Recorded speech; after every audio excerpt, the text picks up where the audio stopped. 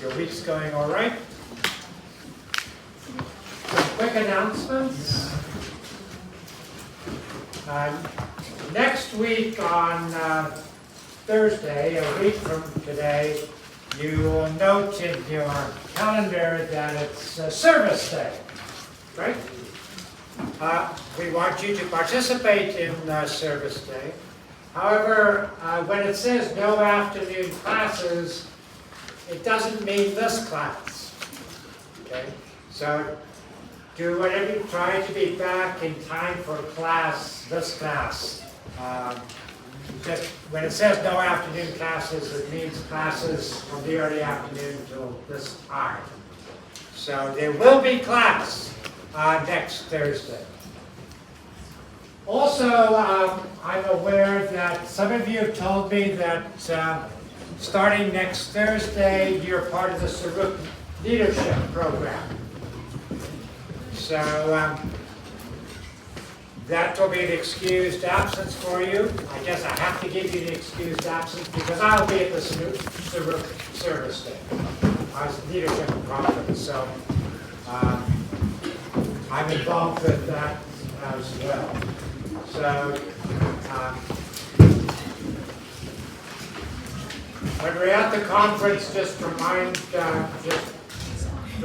me to take down your name so I can give you the excused absence from this one. So that's going to be, for those of you that serve leadership, that's going to be an exciting and important weekend as part of that program designed for you. Any questions? You all getting the quizzes? Yeah. All doing 100%? Good. Yes. Sorry, I'm not hearing you. Can't hear you.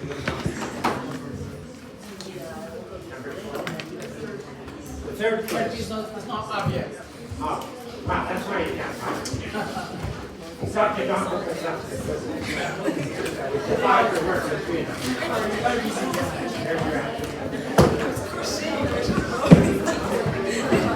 Maybe I can use it. Study and then I got tired, so it's... Oh, here, but... Okay. I don't have that musical voice that Dr. McDowell has. So you have to really pay attention very well, okay? You guys at the back can hear me? At the back you can hear me? Alright, then you try to keep quiet so that you can hear. What I want you to do is to choose a partner, you know, where you sit, make sure you're sitting in pairs. Because we'll be doing some activities together. So you two get closer. Okay, get closer. You can move here or you can move. I want to see that before I start. Two close to each other. The two of you. Let's do that. Let's do that before I start. Because we're doing some quizzes together. Two together, together. Okay, you have to come to this picture. The two of you together. You're all good? And then you two and you two. Yeah, see.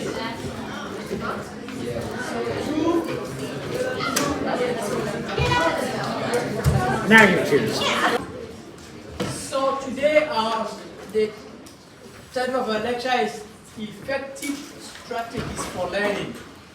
This is very, very important. Yeah. Okay? Because I know that all 75 of you, you are all smart. All smart. You know, you're all smart. I'm telling you the truth because I have taught for many, many years. Okay?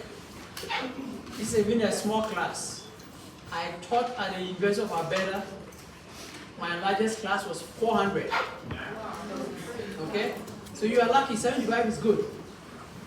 And everybody is smart. The issue is that we don't teach you how to learn or how to study. And so because we don't teach you, some of you, even though you are smart, you fail. That's the problem, right? So we want to try to help you so that what potential you have, you can solve wherever you are, you can pass. Okay? So what we're going to do here is that we're going to do, this is the lecture outline. What we are going to do here, 4 things. Okay? So at the end of this lecture, we are going to try to do 4 things. First of all, we are going to answer the question whether students know how to study. We are going to answer it ourselves. Okay? Whether students know how to study or not. And then we're going to talk about learning. There are facts and fiction about learning. We are going to try to see if we will know what is a fact, what is a fiction. Okay? And then the third one is we're going to look at 6 evidence-based techniques that will help you to learn very well and for you to do well. There are many of them, but I've chosen only 6. By the time the semester ends, you will have got so many from different instructors in this course. Then the last one that kills many students is motivation. You know, as the semester, this is the second week. By the time we get to 4th and 5th, some students will say, oh, I'm no more motivated. I don't know what is happening to me. Then it starts to go down.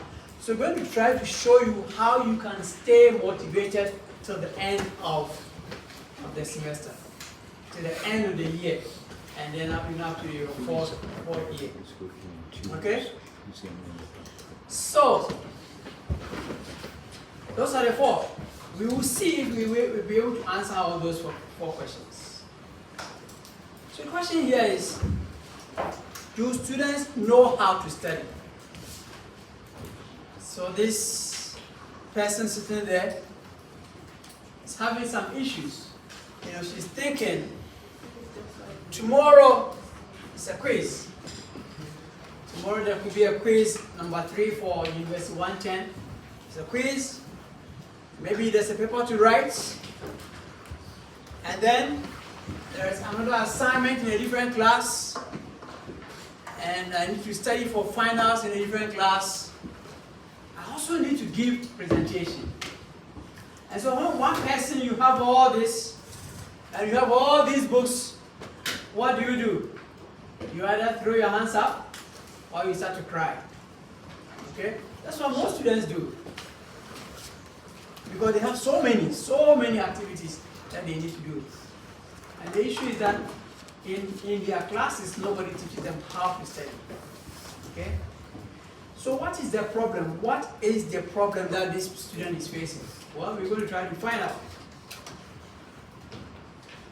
So maybe let's just go back to see the picture once again. What is the problem? Is it because there are too many things? What is the problem? Who can help? Now you and your teams, you can get together and think about it. What is this problem that this student is facing? Talk to your partner and then why you face something and one of you raise your hand.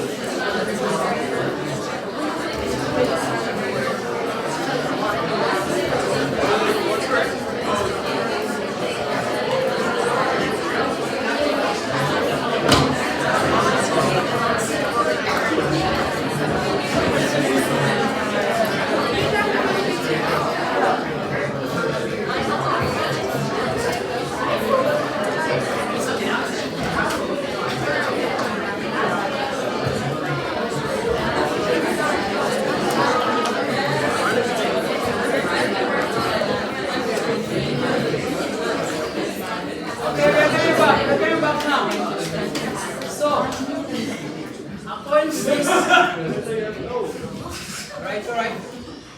These students think that there's so much to do, so little time to do it. That's her problem. Who disagrees with her and why? You raise your hand and tell us. She thinks there's so much to do. I have 5 classes, quizzes, paper, assignment, study for finals, and then presentation.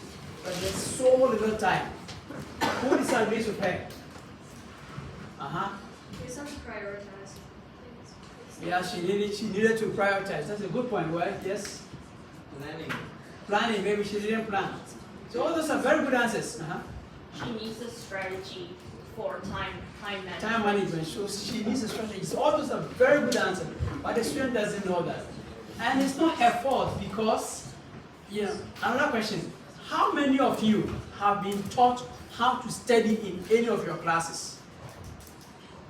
I'd like to hear 75 of you. How many of you go to Calculus 161 or English 201? English, sometimes they even teach you how to write. Bio 119. How many of you have been taught how to study for this class? Almost zero. So it's not your fault. It's our fault. That's not how we were trained. We just come. So when we come to class, as professors, what we do, that's what we call pedagogy. How we teach and how we should teach. Okay? We teach you content. We teach you heavy content in the lecture and then the lab. And then we teach you how to access some of the information and even use technology. We do that and then we give you exams and then we move on. That's how most of us are taught. But when we went to school, you say, nobody will teach you how to study. So you have to figure things out. And those who couldn't figure things out, I know classmates who were very smart, but they didn't know how to study. They didn't know how to plan. They didn't know how to prioritize. They didn't know how to do anything. They failed and then they fell off. But they were smart. They were very smart, but nobody taught them. Okay? So the question is, are you not lucky to be in a class like this, where we teach you how to study, how to learn, how to plan for your future? Okay? So that's what we're going to do in this class. So you should be happy. So I've been talking about studying. Studying is maybe a daily thing that you do. Now, yes, we're going to the first one. We said we are doing 4 things. Okay? We are going to ask the question, do we know how to study? Now, how about learning? Okay, learning. So here we have a nice definition. I don't want you to memorize anything in this class. Try to understand. So learning is the process of acquiring new knowledge. So it's a process. You're not going to start one day. It's a process to acquiring new knowledge, new skill, new abilities, and for this class, new behaviors. Trying to put your phone away, put the laptop away, use your hand to write. And when you go home, transcribe the notes. All those are new behaviors you're going to learn from here. You don't get those in many classes. Okay? So that's learning. Now, I'm going to give you one tip for an exam question. Okay? In exam, we can ask you, compare and contrast learning and studying. Who can explain that question? If we ask you that question in an exam, compare and contrast. You can write it down. So it's an exam question. Compare and contrast learning and studying. Who understands the question? So compare those two. Compare means what? Compare means finding out something similar. Say it again. Finding. So it's focusing on similar things. Perfect. And So contrasting compare is focusing on something differences. not similar. Very Different. good. Did you guys about to do it here? So when we say compare, means find similarities, okay, between the two, and then contrast, find differences. And so think about that. I'm not going to give you any answer, but I'll give you a hint. You can ask me that question. So here we see that learning is a process of acquiring new knowledge, skills, abilities, and behaviors. When we learn, so when we study, it's simply putting things in the head and making use of it, that sort of thing. So try to compare the two. So this is very important. We have one philosopher that most of us know who actually has a different kind of definition for learning. You heard this man, right? Albert Einstein. He said, education is not the learning of facts, but the training of the mind to think. That's what Einstein said. But today, we're going to say that at Berman here, we actually go beyond what Einstein said. Because Einstein is saying learning is to think. What do we say at Berman? Think, believe. To believe. So it's not only to think here, okay? To think, to believe, and then what? To act. Now let's go back. Who can put all that long phrase together for us? So think, believe, and act is good, but there are words that have been left out. Who can help us? To think with, what's the first lecture? Think with discernment.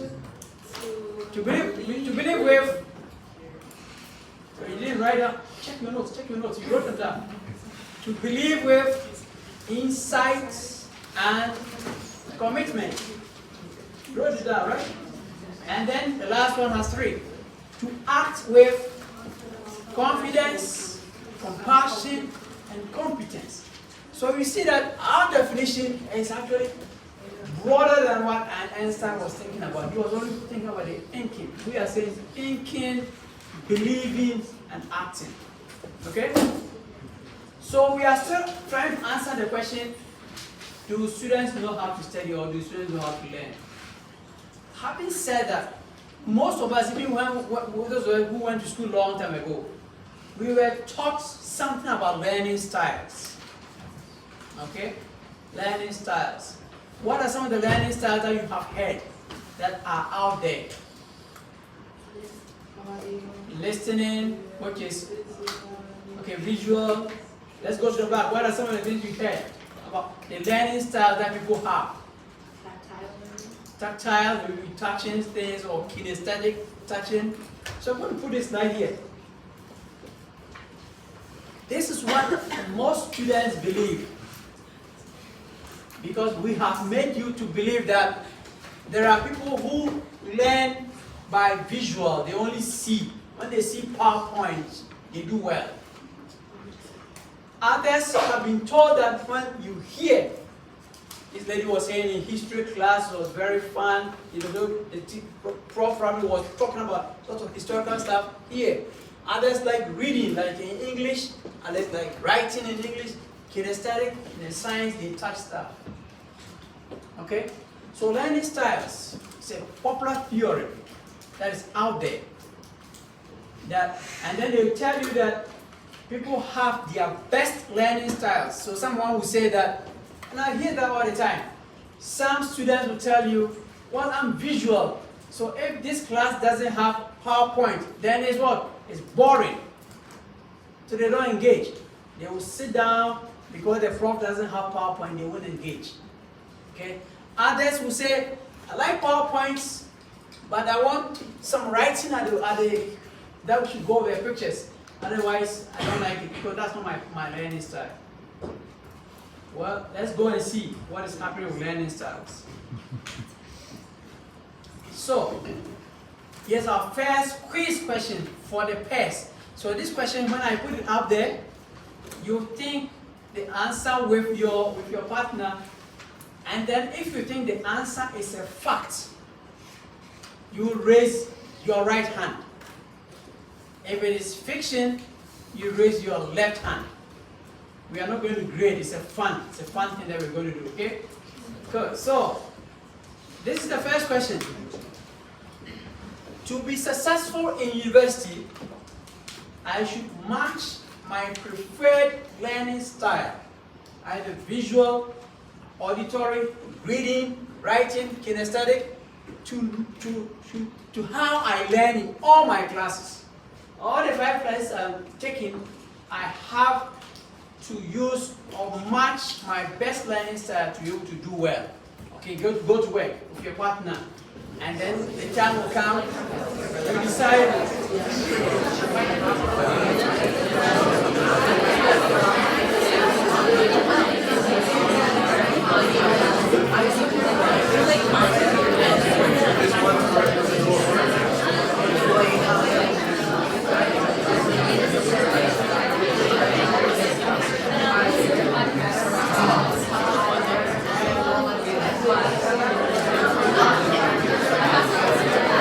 Okay.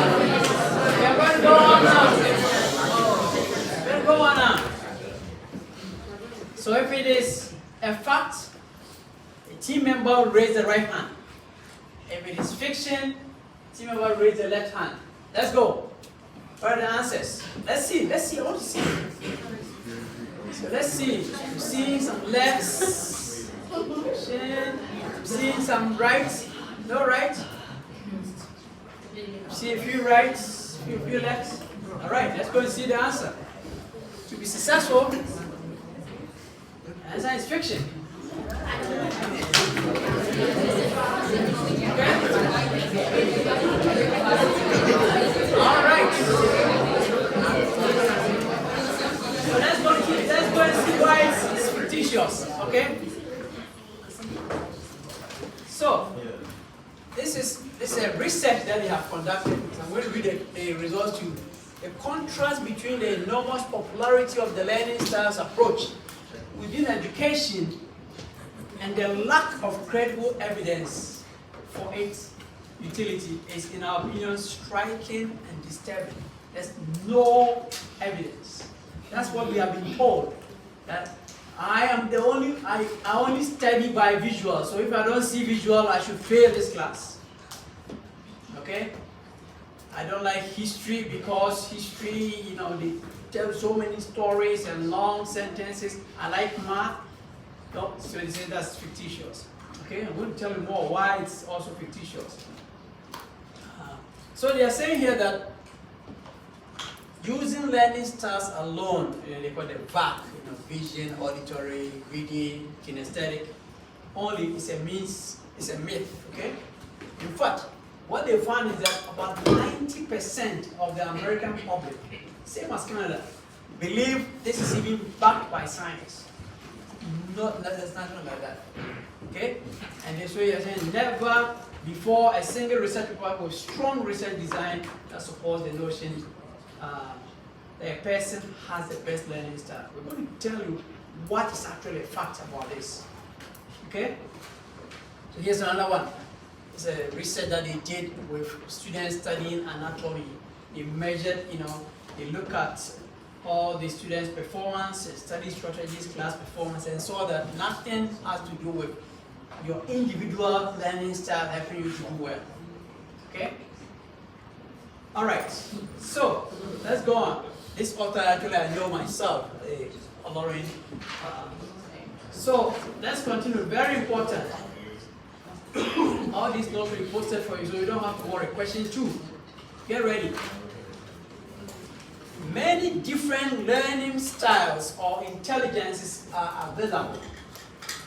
Therefore, a good student must use multiple learning intelligences on any given topic or in any given subject.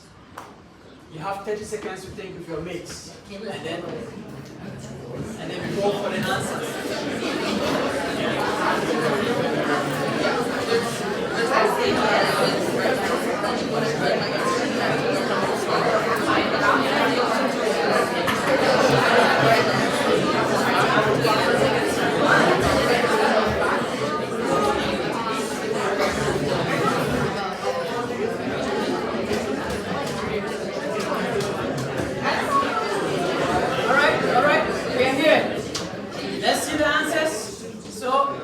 Fiction, you go with left, fact, you go with right. Let's see the answers.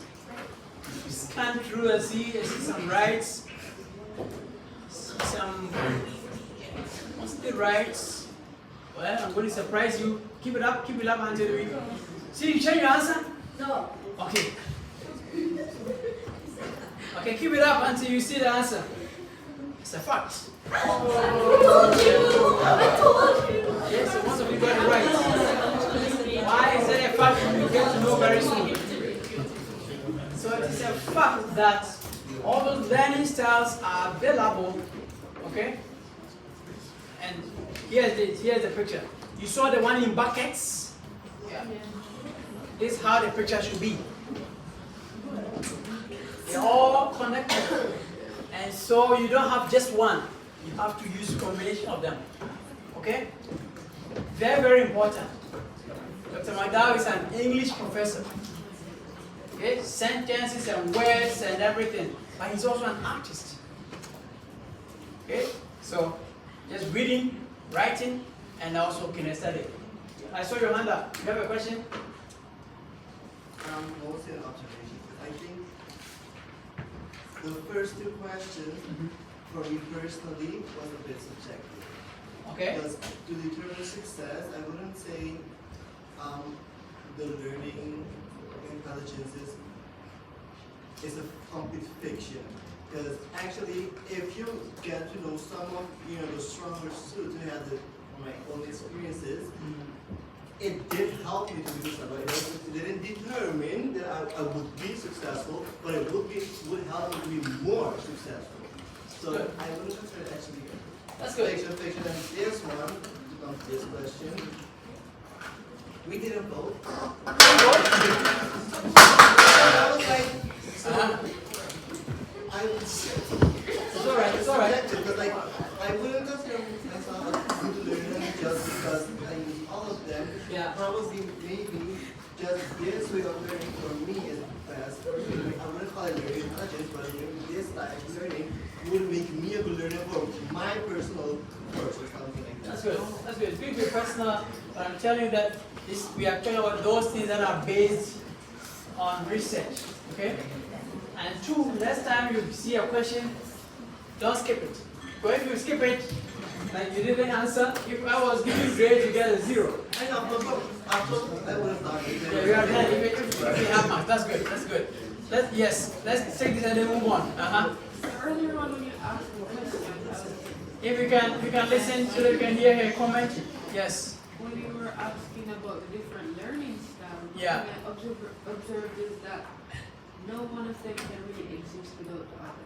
But Because the way we've done it, I'm not. You're right. I'm not saying you have to have all of them. We are saying a combination. Each of us have got a combination. yeah, no, Okay. so I'm saying that's where the defect is with the idea of one learning Of fiction. style. Yeah. So don't focus on one alone. We all have multiple ones. That's good. Let's move on. Very good observations. So, yes, question 3 coming. I'm great at multitasking. All right, let's go to your team. Think about it.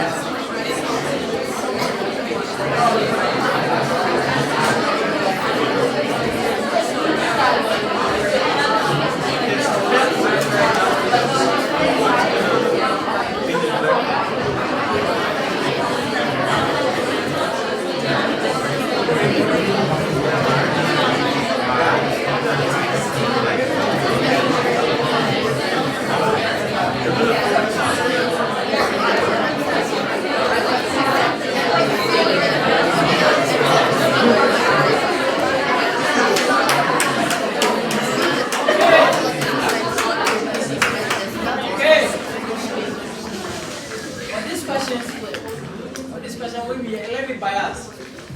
Only the ladies will raise their hands. I'm going to tell you why. No guy should raise their hand. This one, only the ladies. Okay? If it is a fact, your hand is right hand. If it is fiction, left. Let's go. I'm good at multitasking. You see some rights and some lefts. Left. No, you guys are guys. You guys are guys. Your hands down. All right. Let's go and see the answer. Fiction. I told you, I'm going to tell you why it's fiction. The reason why I chose. I hope you are listening. You have to do one fun. Okay, quiet. Right, please. The reason why I chose the ladies is that in our society we tend to say that women are better at multitasking. It can be true. Let me tell you a story. I went to a conference. This is conference of presidents and vice presidents. One vice president was descending the stairs. He has a book. He's talking to a friend. He's on the phone on the stairs. Boom. We did multitasking. Okay? Now, it's fictitious. Especially for students, the thing I need to drill home is that it is not a good idea to be studying with this thing on beside you.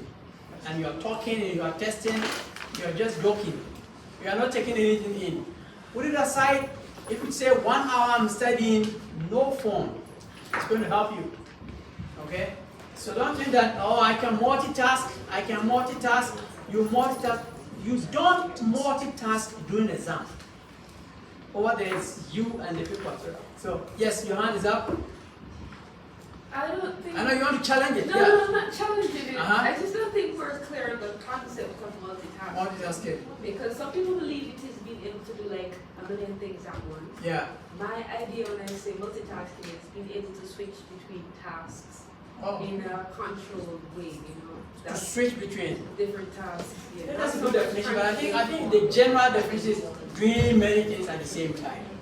And what we are saying that is really not good for us. Yes, sir. If you're not supposed to, if you study without your phone, what about using your phone to listen to music while you're studying? Say it again. Using your phone to listen to music while you're studying. But that's fine. But if we are going to talk about music at the background is fine. Okay? But I'm saying that the phone is texting, social media, all those, whilst you are studying at the same time. You are really dividing your attention. That doesn't help us. Let's move on. Just another thing, that also, there's a definition that you can do a lot of things at once, but do all of them great at the 100% level, that's different thing. Yeah. Very good point. All right. So we have a few more questions, and then then I'll jump to the strategies quickly. We have to keep the time. This one is a bit hard. I should study in different spaces or locations. You have a question, or you're already answering? No, huh? You're thinking. Okay, let's go to work. The teams. Let's go to work.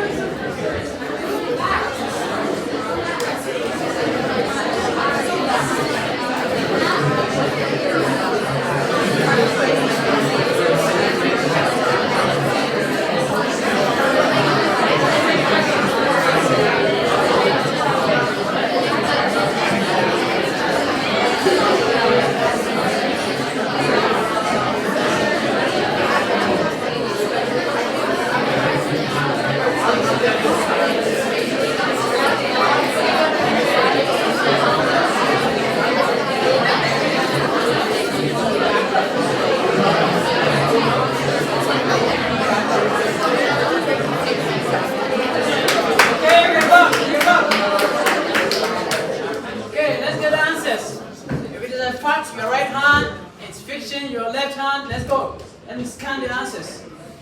Okay? So I get fact here, and I get fiction here, fact, okay? Let's go see the answer, put your hands up, keep it up. It's a fact. Okay? Again, listen to the reasons. Okay?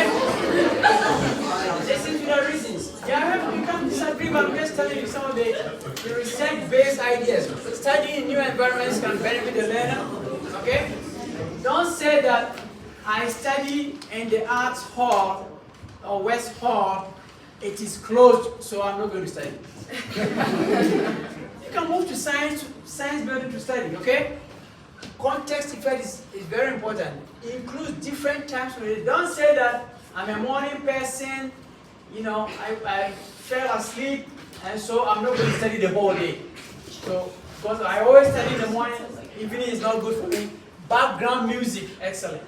If it's good for you. If it's not good for you, okay? Study methods, you can change your study methods and stuff like that. So these are all some of the authors of these research that I've put it in. Yes, sir. Yes, madam. So something really interesting though is my dad has looked at a few studies that talk about this. Yeah. And the idea of doing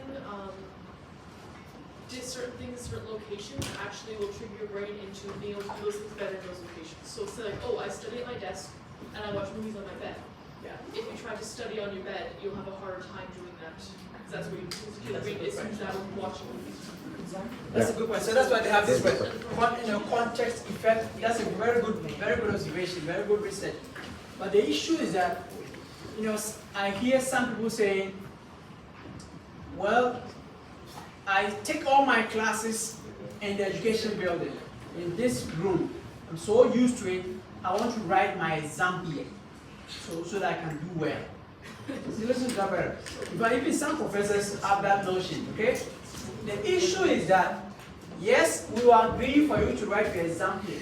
How about if you go to write professional exams, that you go and write those exams out of town? What's going to happen? You're going to write your LSAT to go to law school, MCAT to go to medical school. You have to go and write it in Calgary. But because you have forgotten about the context, you put in your mind that if I don't write in McKibben then I'm going to fail. Obviously, you're not going to go to medical school. So you have to think, that's why we say it's a fact, okay? Very good observation. Let's move on.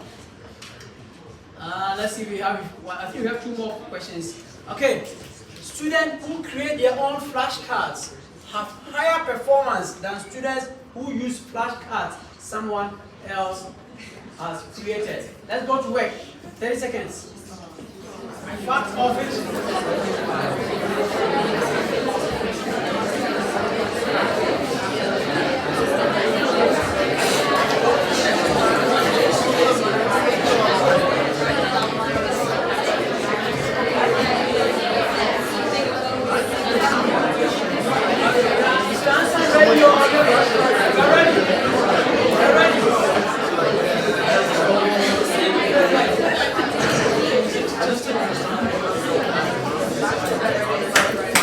Okay, the guys at the back, their hands were up first. And so let's all now raise our hands and see if we catch them or we oppose them. Okay, let's see. So those of you say, okay, I can see some facts, I can see some fiction. I can see some facts, some fiction. Let's go.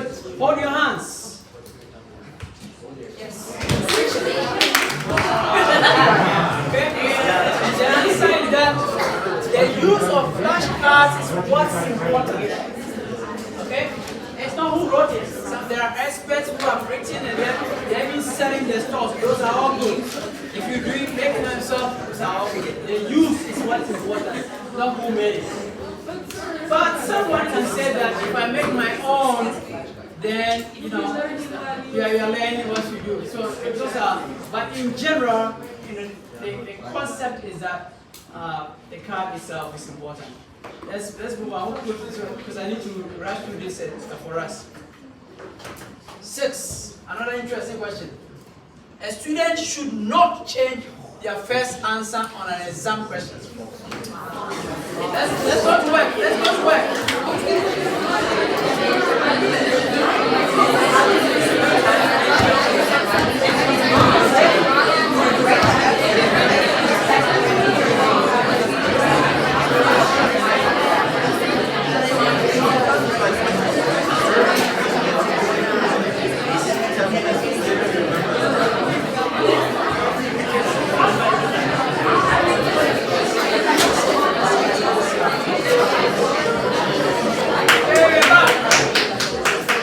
So these two ladies were first. So the rest of us raise our hands and see. Fiction, left, fact, right. Let's go. How to scan?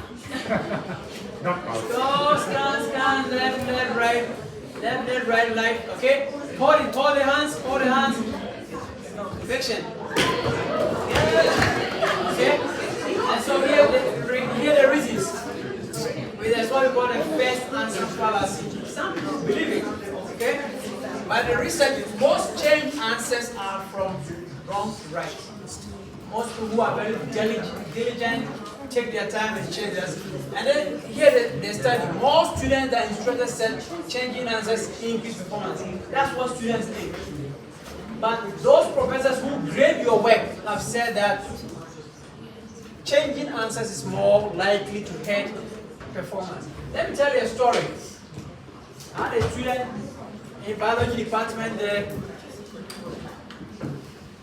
I call it an uncancelled story. They were writing essays for me.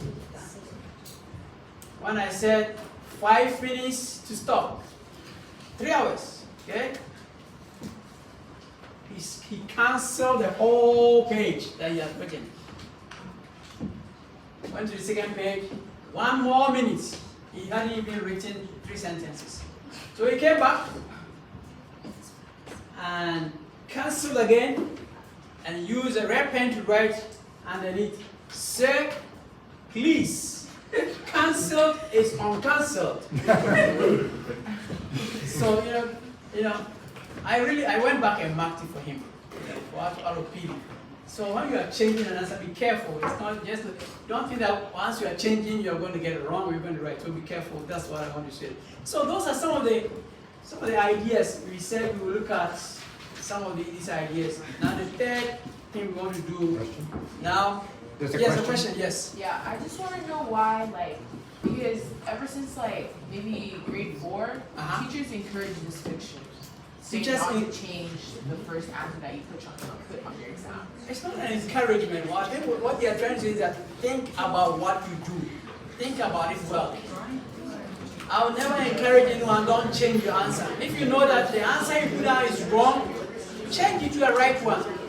But don't go with this notion that, well, most students say that when you change your answer, you're going to get it right, and so I'm going to do that. Right? So think about it. Okay, now we're going to run through those 6 ways of studying. This is very important. This is what you don't get in any class. You're going to get it here. I'm going to be very quick because I'll post the notes for you. And so write as much as you can.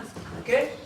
That's what we call retrieval practice, space practice, interleaving, dual coding, elaboration, and then concrete examples. If you use these plus all the others you get in this class, I promise you, I've taught many students. You're going to do well. Okay? You're going to do well. And so that's why Dr. Mandela and I decided to create this class to help you so that you can do well. You can do well in all your classes. As you go to graduate school, you still have fun learning. We are professors, but we still learn because we know how to study, how to learn. Okay? So let's go. First one, what we call retrieval practice. Okay? It says that put away your class material after class if you want to study. And then write or sketch everything you know. Be as thorough as possible, then check your class material for accuracy and important points you missed. So at the end of today, if you say 8 o'clock, I'm going to study what we learned in class today, let's put everything aside and start to scribble yourself. Okay, what did we say about retrieval practice that I remember? Put it down. What did we say about the second one? Put it down. Okay? And then you will see that when you compare, you actually will know how much you were able to retrieve. Okay? Very important. It's a good strategy. Okay? So write it out, sketch it out, make concept maps out of what we did. I like what you were saying, the 3-hour history class. Sit and say, what did he say today? Point. And then you go back to the notes. Oh, I missed this one. And then, so when you do that, the next time you are studying, you don't go back to study the 50 pages of notes. You study those notes you made because you have summarized the notes. Okay? Very important. So, again, take as many practice tests as you can. You can work with your friends. If you don't have already made tests, try your own and then trade with a friend and do something like that. You can make flashcards. I'm going to go quick with this one. So that's a retrieval practice. This graph is extremely important. I'm going to take my time to explain it to you. Okay? So at the end of today's class, this is retention. What you are going to retain in your brain. And then a number of days in a 1 week. Okay? So this is today's day, we call it 0 day. Today.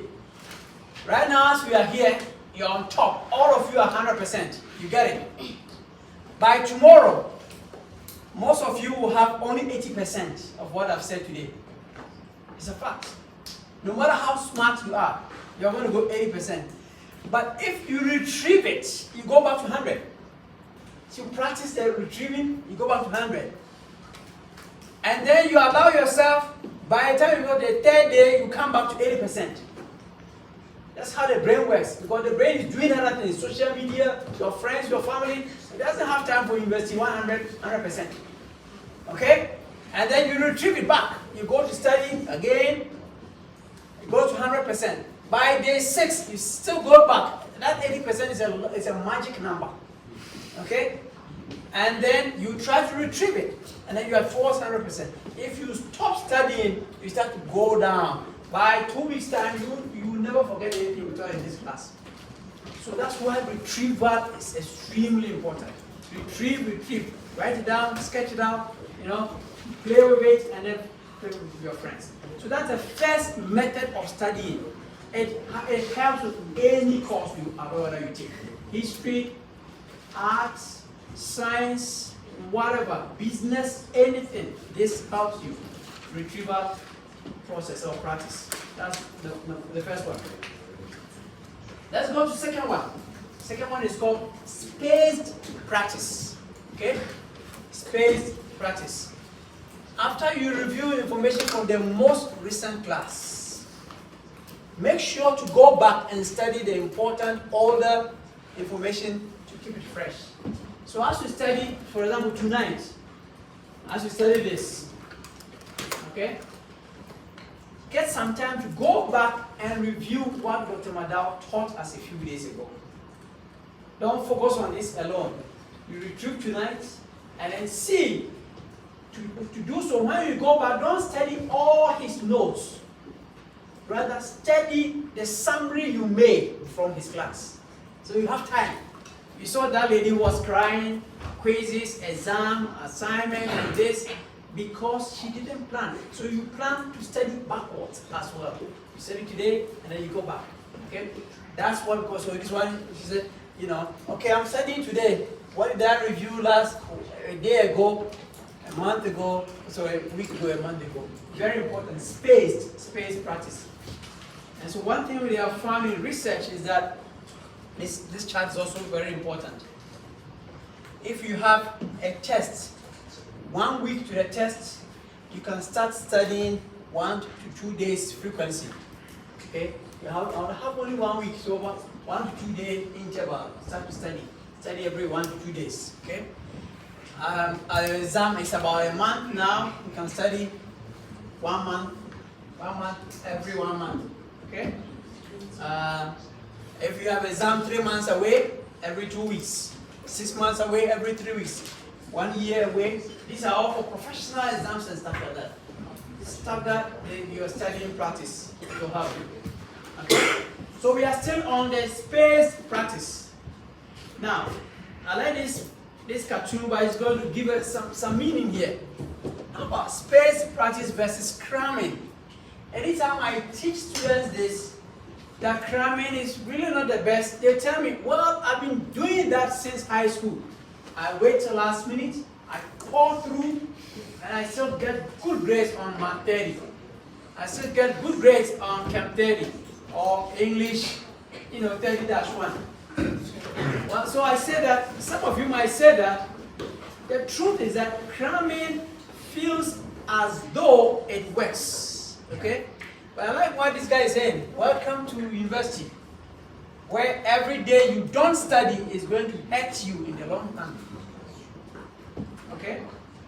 So, cramming really, it helps. In fact, the only advantage you get from cramming is short-term memory.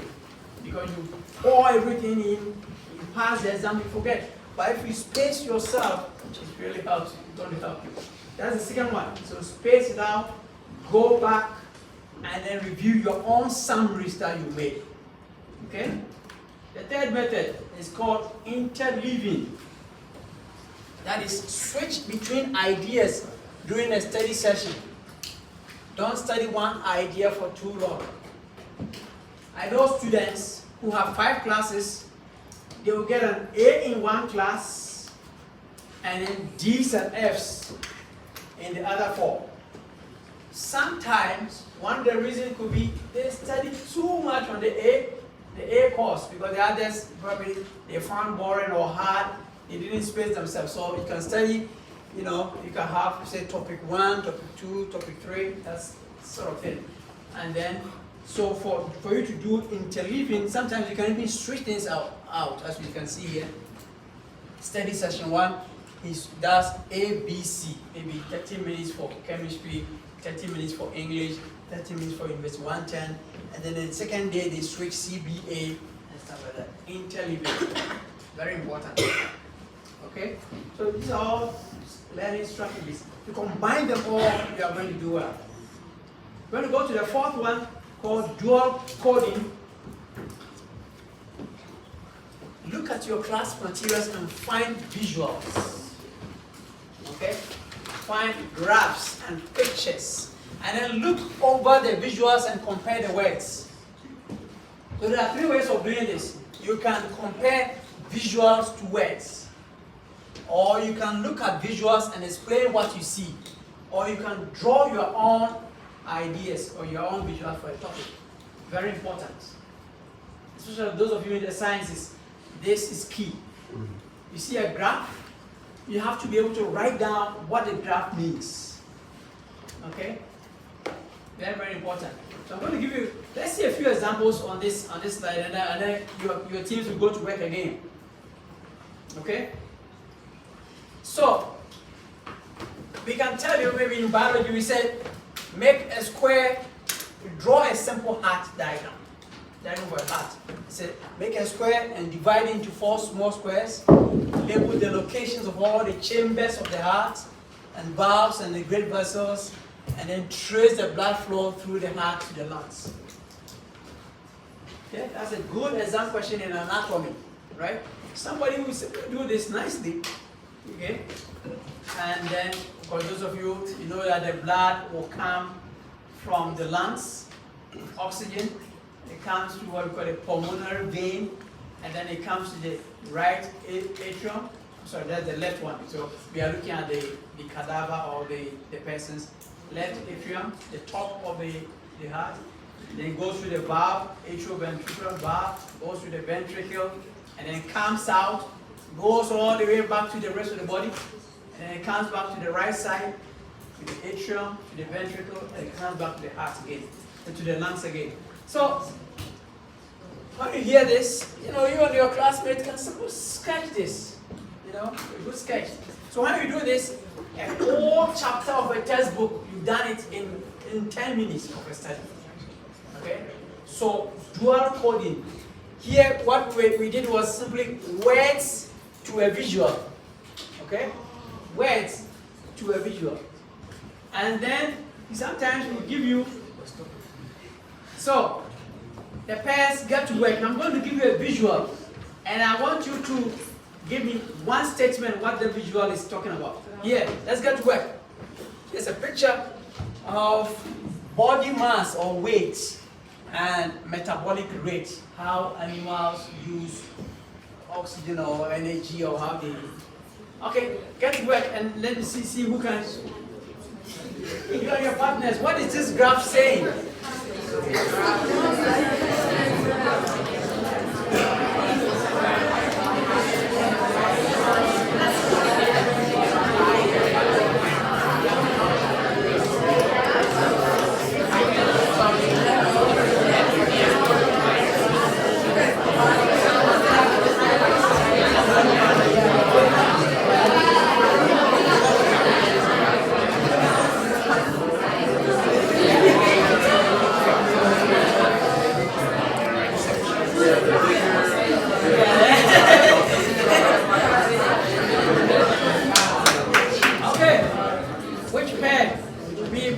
Say a statement to describe this. The smaller the body mass of the animal is, the lower the metabolic rate is. Very good.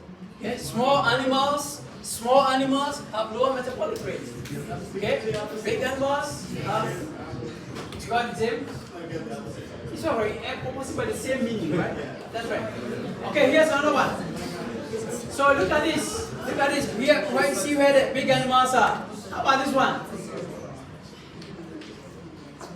The same graph that have been turned upside down. So this one is called mass-specific metabolic rate. What it means is that if we take 1 gram of a big animal and 1 gram of a small animal, how do they use energy? Okay, get to work. And 10 minutes, 10 seconds, you tell me. How would you describe this? Mass specific.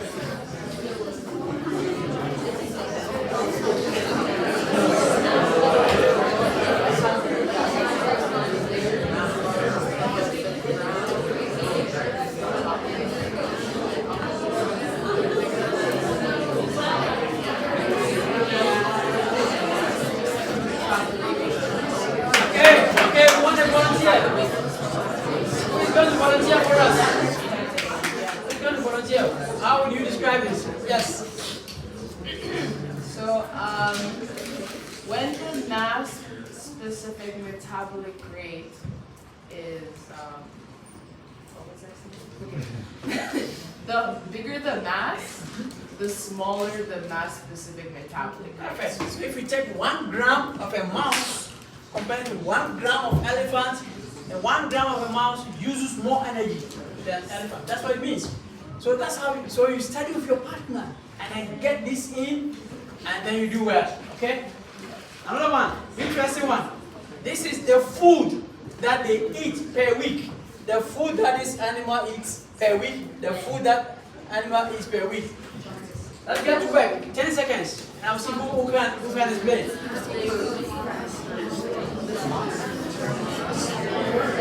Somebody has put the answer already. Okay, let's go. Okay, let's listen here. Okay, tell us, what did you get? So, as you can see, the rat can have like, it needs like 180 grams of food, which means it weighs 6 times more. It eats 6 times of its weight. How about this one? Approximately 6 times more, but like rhino, it eats less than its weight. So, which means rat has high metabolism rate. Very good. So this graph is explaining the one we just saw. Small animals per gram, they eat more. You know, stuff like that. So that's what we call dual coding. From picture to words or words to picture. So it's Use like, that to study. it's like, And then once you get this, there are more things you start to study. Okay? they need smaller animals, they need more food They need more food to survive. compared to bigger animals. Alright. So I'm going to finish this in a few minutes so that you can get time to go. But try to crystallize it for you. The next one, the 5th one, is elaboration. Okay? How you study, it's a study method. Ask yourself how and why questions about a certain topic. That's elaboration. Why this? How this? Okay? It's good for active learning in small groups. Good for retrieving or retrieval process using flashcards. And so another one, other things you will say here is you create a type of elaboration flashcards, draw a map, concept map, describe. So that's you simply try to elaborate yourself. The last method we will look at is called concrete examples. Okay? So if you are in anatomy and they say that the heart is covered by 2 layers, we call pericardia. Okay? It's so difficult to understand. How come the heart is covered in 2 bags? Okay? The only way you understand is find an example that explains that. An example is the heart is like your fist. That is put into a balloon that has 2 layers. That's it. Okay? Yeah, so this is almost like a water balloon, right? And then you have, so this is your heart, and then this is the pericardia. Because if you don't use this example, when you go to, when your friend goes to a doctor and they say he has pericardial effusion, what it means is that there's water on the side of his heart. And then they say you are a science student, explain to him. So what? How can water be filled on the heart? The reason why is that this tube has a space here, pericardial cavity. So when during infection or something like that, this place can be filled up and they put pressure on the heart. But if you don't understand, because you haven't seen a really heart, like if you have a picture like this, the heart is the balloon. Okay? So, my last advice, so those are six examples of studying methods that you can use. All well-tested, evidence-based, they help you to study. Picture, examples, and stuff like that. And so, my last advice to you is, how do you stay motivated? I'm going to run through this in 3 minutes. The way you stay motivated in school is based on 3 levers, okay, or 3 factors. One is you have to have supportive environment. This is what Behrman will promise you when you come here. We will promise you that we will give you a supportive environment. If we don't, you challenge us. And then they ask you whether you see value in the education. We say we will produce value for you, but you have to tell us whether it's valuable, okay? And then self-efficacy. Also, you yourself, you should be able to say that I have confidence in myself that I will do well. So those 3 things will help you to determine. So I have this chart here. Again, quickly, okay? Am I supported? Is it worthwhile? This is the value. Can I achieve success? So we just did a graph here and said that you could, if your self-efficacy is low, and then you are not getting all the support, either you reject things, you become hopeless, you reject things, you evade things, you become defiant, evade things. But when you see value, when we give you good supportive environment, and then your self-efficacy is high, you are always motivated. That's our prayer for you, that, as you study here. And so, having said that, I'll have this, my last 2 slides, and then we go. So, materials connected to what is important, okay? And then instructional alignment. This slide is very important. You have to demand from your instructors that, am I getting this environment? Am I getting value to some of the things? Am I getting feedback, timely feedback, and relevance of some of the things? And so here's our conclusion. These are the methods we study. My last comment here is that these are the 6 strategies that we think will help you in other classes, in other lectures. You are going to get more from this class. So it's going to help you with your journey here. In 4 years' time, this is what we want to see. All of you smiling, and then going to graduate school or going to work. Okay, so I'll give you what you. But if you have a question, you can ask me. But that's what I want to share with you. Okay, just before you pack up, have you understood the value of today's session? Nice round of applause for Dr. Donkor. Very important.